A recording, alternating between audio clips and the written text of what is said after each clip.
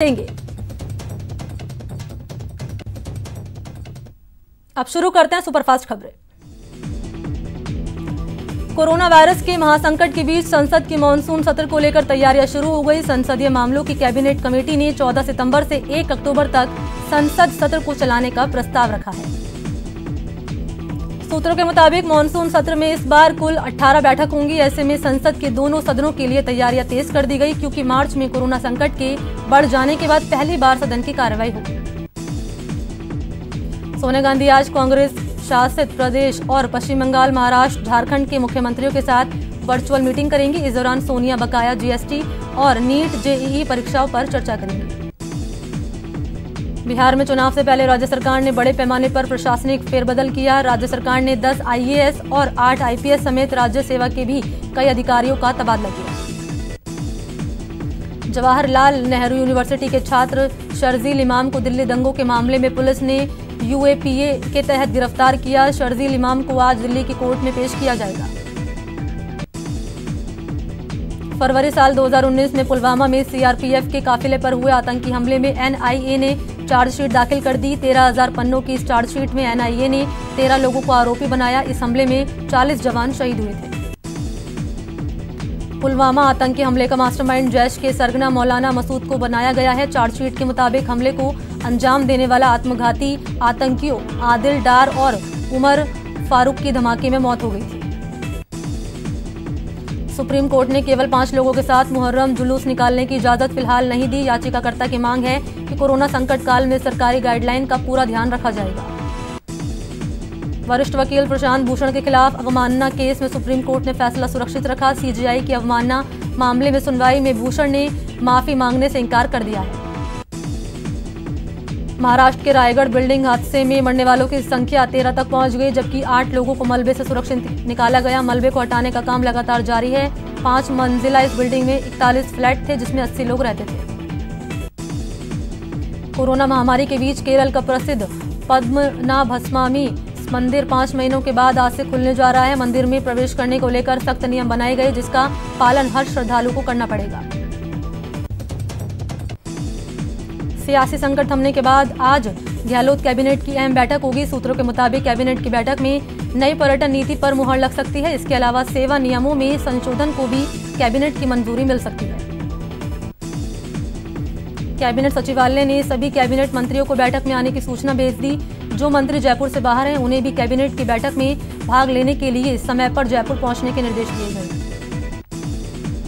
कांग्रेस में नई टीम के चयन की कवायद तेज हो गई। नवनियुक्त प्रदेश प्रभारी अजय माकन इसी हफ्ते जयपुर आएंगे, जहां वो संभाग स्तर पर प्रमुख नेताओं से मुलाकात कर फीडबैक लेंगे। बीएसपी से कांग्रेस में शामिल हुए 6 विधायकों के मामले में आज हाईकोर्ट में सुनवाई होगी। अधिवक्ता हेमंत नाहटा ने अपनी याचिका में विधानसभा में दलीय स्थिति परिवर्तन को चुनौती देंगे। बीजेपी ने प्रवक्ता और पैनलिस्ट की नई टीम का ऐलान कर दिया। बीजेपी प्रदेश अध्यक्ष सतीश पूनिया के निर्देश पर नई टीम की घोषणा हुई। रामलाल शर्मा को प्रदेश मुख्य प्रवक्ता नियुक्त किया गया। वहीं अनीता भदेल और अभिषेक मटोरिया को प्रदेश प्रवक्ता नियुक्त किया गया। बीजेपी ने गहलोत सरकार के खिलाफ पूरे प्रदेश में धरना प्रदर्शन का प्लान तैयार कर लिया। जनहित के मुद्दों को बीजेपी जनता के बीच लेकर जाएगी और सरकार की नाकामियों को उजागर करेगी। सीपीआईएम ने 11 सूत्रीय मांगों को लेकर आज सरकार के खिलाफ प्रदर्शन करेगी। देशव्यापी अभियान के तहत एसडीएम कार्यालयों का घेराव किया जाएगा। सीपीआईएम की मांग है कि गैर आयकर दाताओं को हर महीने 7500 रुपए की सहायता के साथ 6 महीने के बिजली बिल माफ किए जाएं। मंगलवार को कांग्रेस के राष्ट्रीय प्रवक्ता मोहन प्रकाश अलवर दौरे पर रहे, जहां उन्होंने सर्किट हाउस में कांग्रेस कार्यकर्ताओं से मुलाकात की। इसके बाद मोहन प्रकाश मीडिया से रूबरू हुए। अलवर सांसद बालकनाथ ने नाले में बहने से 2 भाइयों की मौत मामले में पीड़ित परिवार से मुलाकात कर शोक संतप्त परिवार को सांत्वना दी। सांसद ने कहा कि नगर परिषद के द्वारा नालों का पटाव नहीं करने से हादसे हो रहे हैं। अलवर में श्रम मंत्री टीकाराम जूली ने मंगलवार को सर्किट हाउस में सोशल डिस्टेंसिंग की पालना करते हुए जनसुनवाई की। जनसुनवाई के दौरान आई 107 से ज्यादा लोगों की शिकायतों का तत्काल समाधान करने के निर्देश दिए। राज्य के खिलाड़ियों को आउट ऑफ टर्न सरकारी नौकरियां देने के लिए खेल विभाग कवायद में जुट गया। अहम बैठक में खेल मंत्री अशोक चांदना ने विभाग के अधिकारियों के साथ बैठक बुलाकर तैयारियों को अंतिम रूप दिया। भारत में अब तक कोरोना मरीज की कुल संख्या 31 लाख के पार पहुंच गई। वहीं 57,542 लोगों की मौत हो गई। देश में एक्टिव केस की संख्या 7,10,000 है। 23,38,000 लोग ठीक हो गए। देश में पिछले 24 घंटे में कोरोना के 61,408 नए मरीज सामने आए और 836 लोगों की मौत हो गई। मरुधना में महामारी की रफ्तार थमने का नाम नहीं ले रही। 1,370 नए केस के साथ कोरोना मरीज की संख्या 73,300 के पार पहुंच गई। इलाज के बाद 57,376 लोग ठीक हो गए।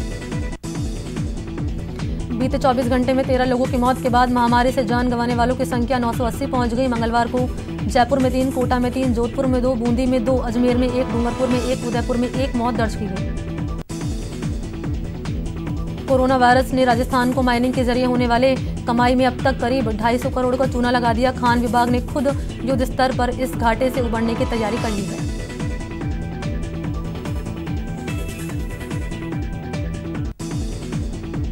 कोटा में कोरोना खतरनाक रूप लेता जा रहा है। पिछले 2 दिन में महामारी से 9 लोगों की मौत ने चिकित्सा विभाग की चिंता बढ़ा दी है। ब्लड डोनेशन के बाद कोटा प्रदेश में सबसे ज्यादा प्लाज्मा डोनेट करने वाले शहरों में शामिल हो गया। जिले में अब तक 40 से ज्यादा लोग प्लाज्मा डोनेट कर चुके हैं। झालावाड़ में भी कोरोना संक्रमण पैर पसारता जा रहा है। बीते 24 घंटे में 33 नए पॉजिटिव केस सामने आने के बाद संक्रमित रोगियों की संख्या बढ़कर 1300 हो गई है। बीकानेर संभागीय आयुक्त BL मेहरा चूरू के 2 दिन के दौरे पर रहे। मंगलवार को उन्होंने कोरोना नियंत्रण, विकास कार्यों, योजनाओं को लेकर समीक्षा बैठक की। इस दौरान उन्होंने चेतावनी दी कि झूठे तथ्य देने पर अफसरों पर FIR भी दर्ज करवाई जा सकती है। कोटा संभागीय आयुक्त कार्यालय में मंगलवार को कर्मचारी कोरोना पॉजिटिव मिलने से हड़कंप मच गया। इसके बाद तत्काल संभागीय आयुक्त कार्यालय को बंद करवाया गया। सवाई माधोपुर में कोरोना का कहर जारी है। यहां जिले में एक साथ 19 कोरोना केस मिलने से हड़कंप मच गया। चिकित्सा विभाग कोरोना संक्रमित रोगियों के संपर्क में आने वाले लोगों के लगातार सैंपल ले रहा है। उदयपुर में कोरोना संक्रमित मरीज की बढ़ती संख्या को देखते हुए जिला प्रशासन और चिकित्सा विभाग अब होम आइसोलेशन की व्यवस्था शुरू कर दी। जिला कलेक्टर ने नए आदेश जारी करते हुए असिम्प्टोमेटिक और माइल्ड सिम्टम्स वाले मरीजों को घर पर ही आइसोलेट करने की व्यवस्था की। मंगलवार को कोटा कलेक्टर उज्जवल राठौड़ ने कोरोना को लेकर अधिकारियों के साथ समीक्षा बैठक की। इस मौके पर कलेक्टर ने कोरोना संक्रमण को रोकने के लिए प्रभावी भूमिका निभाने, होम क्वारंटीन किए गए रोगियों के लिए गाइडलाइन की पालना के इलाज करने के निर्देश दिए। श्रीगंगानगर प्रशासन ने कोरोना पर लगाम कसने की तैयारी शुरू कर दी। कलेक्टर महावीर प्रसाद वर्मा ने मंगलवार को सभी उपखंड अधिकारियों और चिकित्सा अधिकारियों के साथ बैठक की। बीकानेर के जसूसर गेट के पास अज्ञात बदमाशों ने फायरिंग से सनसनी फैल गई। फायरिंग में एक बच्चे को गोली लग गई। बड़े वारदात को अंजाम देने की फिराक में थे बदमाश। जयपुर की कोटपुतली में एक शख्स की मौत का चौंकाने वाला खुलासा हुआ। आरोपियों ने मर्डर को एक्सीडेंट का रूप देने की पूरी कोशिश की थी, लेकिन पुलिस ने इस पूरे मामले का खुलासा करते हुए 3 आरोपियों को गिरफ्तार कर लिया। नागौर के मेड़ता क्षेत्र के जसनगर कस्बे में मोबाइल टावर पर चढ़कर एक युवक ने हाई वोल्टेज ड्रामा कर दिया। इस दौरान पता चला कि युवक की पत्नी कहीं चली गई। इसी को बात को लेकर युवक मोबाइल टावर पर चढ़ गया। युवक के मोबाइल टावर पर चढ़ने की जानकारी मिलने पर लोग मौके पर पहुंच गए। घटना को लेकर मेड़ता थाना पुलिस को सूचना दी गई। पुलिस ने टावर पर चढ़े युवक को समझा बुझाकर नीचे उतारा और हिरासत में ले लिया। सीकर में मंगलवार को दुष्कर्म के आरोपी को 20 साल की सजा सुनाई गई और कोर्ट ने उस पर 1 लाख का जुर्माना भी लगाया। इस दरिंदे ने 15 दिसंबर 2017 को वारदात को अंजाम दिया था। चूरू की मानव तस्करी विरोधी यूनिट और चाइल्ड हेल्पलाइन ने राजगढ़ में ऑपरेशन नशा दित्ते के तहत कार्रवाई को अंजाम दिया और 2 बाल मजदूरों को मुक्त कराया। बूंदी में हिंडौली उपखंड इलाके की शंकरपुरा कंजर बस्ती में मंगलवार को आबकारी पुलिस ने छापा मारकर 3000 लीटर वॉश को नष्ट किया और 22 लीटर अवैध हथकढ़ शराब समेत 2 भट्टियों को जब्त किया। झालावाड़ की डग पुलिस ने एक युवक को देसी रिवॉल्वर के साथ गिरफ्तार किया। युवक की पहचान गुनाई गांव निवासी रणजीत सिंह के रूप में हुई। कोटा के सातलखेड़ी गांव में चोरों ने एक मकान को निशाना बनाया और 2 बदमाशों ने 2 लाख के जेवरात और 20,000 रुपए की नकदी लेकर फरार हो गए। धौलपुर में हाउसिंग बोर्ड पुलिस चौकी की टीम ने अवैध शराब से भरे ट्रक को पकड़ा। इस ट्रक से 190 पेटी से ज्यादा अवैध देसी शराब बरामद की गई। ट्रक को जब्त कर पुलिस ने शराब माफिया को भी हिरासत में ले लिया। कोटा पद का दुरुपयोग कर अवैध साधनों द्वारा आय से ज्यादा संपत्ति अर्जित करने के मामले में सहायक प्रशासनिक अधिकारी की अग्रिम जमानत अर्जी को मंगलवार कोर्ट ने खारिज कर दिया। नागौर में एक ही घर के 3 सदस्य की मौत हो गई। ये सभी पांचौड़ी थाना इलाके के थे और इनकी मौत जहरीला पानी पीने से हुई है। चूरू की कोतवाली पुलिस ने एसिड अटैक मामले में महिला को गिरफ्तार किया। गिरफ्तार आरोपी रोशनी को पुलिस ने कोर्ट में पेश किया, जहां से उसे न्यायिक हिरासत में भेज दिया गया। भरतपुर पुलिस ने हत्यारे पिता को गिरफ्तार कर लिया और आरोपी पर अपने 4 साल की मासूम बेटी की हत्या करने का आरोप है। सवाई माधोपुर विशेष न्यायालय पॉक्सो ने नाबालिग से दुष्कर्म के एक मामले में सुनवाई करते हुए आरोपी को आजीवन कारावास की सजा सुनाई। बीकानेर जसूसर गेट पर बदमाशों द्वारा गोलीकांड मामला तूल पकड़ता जा रहा है। बदमाशों की फायरिंग में एक बच्ची के सिर पर गोली लग गई, जिससे उसकी हालत गंभीर बनी हुई है। सवाई माधोपुर में पॉक्सो कोर्ट ने नाबालिग का अपहरण कर दुष्कर्म करने के मामले में सुनवाई की और दोषी को 10 साल की सजा सुनाई। अलवर में थाना गाजी इलाके के रायपुरा गांव में बुजुर्ग महिला पर पैंथर ने हमला कर दिया। चिल्लाने पर ग्रामीणों ने इस महिला को बचाया और उसे निजी अस्पताल में भर्ती कराया। सवाई माधोपुर के बौली थाना क्षेत्र के जस्टाना गांव के समीप एक आश्रम पर एक संत से मारपीट कर रुपए छीनने का मामला सामने आया। भरतपुर पुलिस ने झगड़े के मामले में फरार चल रहे 2 लोगों को गिरफ्तार किया। पुलिस ने गांव भयाडी में दबिश देकर सौराव और अलीशेर गांव भयाडी को 5 महीने पुराने झगड़े के मामले में गिरफ्तार किया। कोटा में राकेश नाम के एक युवक ने फांसी लगाकर आत्महत्या कर ली। मृतक के पास से एक सुसाइड नोट भी मिला है। राजधानी के सांगानेर इलाके में युवक पर फायरिंग कर दहशत फैलाने वाला आरोपी पुलिस की हत्या चढ़ गया। पुलिस ने आरोपी कन्हैया लाल को गिरफ्तार कर लिया और मामले की जांच शुरू कर दी। जयपुर को मादक पदार्थों से मुक्त करने के लिए पुलिस कमिश्नरेट का ऑपरेशन क्लीन स्वीप जारी है। पुलिस ने मादक पदार्थों के खिलाफ कार्रवाई को अंजाम देकर 10 किलोग्राम गांजे के साथ एक तस्कर को गिरफ्तार किया। दौसा में एक दुकानदार और ग्राहक के बीच मामूली कहासुनी इतनी बढ़ गई कि ग्राहक ने दुकानदार की लाठी मारकर हत्या कर दी।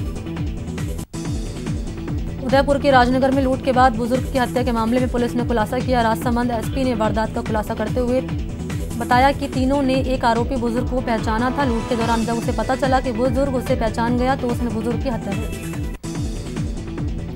बूंदी के उमथुना गांव में दादी के हत्यारे पोते ने मंगलवार को फांसी लगाकर खुदकुशी कर ली। भरतपुर पुलिस ने फर्जी नंबर प्लेट बनाकर चला रहे गाड़ी के ड्राइवर और कंडक्टर को गिरफ्तार किया। पुलिस ने गाड़ी को जब्त कर मामले में जांच पड़ताल शुरू की।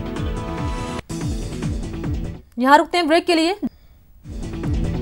राजस्थान की 247 मंडियों में अनिश्चितकालीन हड़ताल जारी है। मंडी टैक्स को अनिवार्य करने के मोदी सरकार के अध्यादेश के विरोध में यह फैसला लिया गया। 28 अगस्त को फिर से संघर्ष समिति की बैठक होगी, जिसमें आंदोलन की रूपरेखा तय होगी। प्रदेश की कृषि उपज मंडियों में लगातार हड़ताल का मिला जुला असर देखने को मिला। हड़ताल से बड़े स्तर पर कारोबार प्रभावित होगा। इससे व्यापारियों और मजदूरों को तो नुकसान होगा ही, साथ ही सरकार को भी राजस्व की हानि होगी। जोधपुर में बिजली बिलों की माफी समेत अन्य मांगों को लेकर अन्नदाताओं के हल्ला बोल का जोरदार असर दिखा।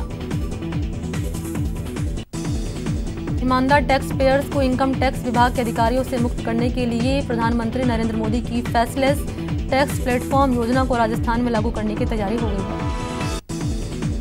रोडवेज मुख्यालय में सेंट्रल वर्कशॉप के अधिकारियों की बैठक हुई, जिसमें सीएमडी जैन ने अधिकारियों को निर्देश दिए कि वो जल्द से जल्द वर्कशॉप में पड़े खराब इंजन को दुरुस्त करें। चूरू में बीजेपी कार्यकर्ताओं ने संभागीय आयुक्त का घेराव कर ज्ञापन सौंपा, जिसमें बीजेपी ने कोरोना जांच में अनियमितताओं और राजकीय भर्ती अस्पताल में अव्यवस्थाओं का आरोप लगाया। झुंझुनू में शहर से एनयूएचएम संविदा कर्मी ने प्रशासन के खिलाफ मोर्चा खोला। श्रीगंगानगर में नगर परिषद उप सभापति समेत बीजेपी और निर्दलीय पार्षदों ने धरना दिया। इन सभी ने नगर परिषद आयुक्त और सभापति के खिलाफ मोर्चा खोला। कोटा में आरोप पत्र पेश नहीं करने पर करोड़ों रुपए की चरस तस्करी के मामले में 2 आरोपियों को जमानत का लाभ मिल गया। जयपुर में कोरोना का सबसे ज्यादा नुकसान इवेंट इंडस्ट्री को उठाना पड़ा। इसी को लेकर राजस्थान के इवेंट इंडस्ट्री के जुड़े लोगों ने शहर में अनुरोध मार्च निकाला। टोंक में ग्रामीणों ने राजीव गांधी सेवा केंद्र पर ताला जड़कर अपना आक्रोश जताया। धौलपुर के अभिभाषक संघ के वकीलों ने 21 अगस्त 2020 को आर्थिक तंगी से परेशान होकर सीएम को ज्ञापन सौंपा है। बीकानेर विद्युत उपभोक्ता संघर्ष समिति के बैनर तले लोगों ने कलेक्ट्रेट में प्रदर्शन किया।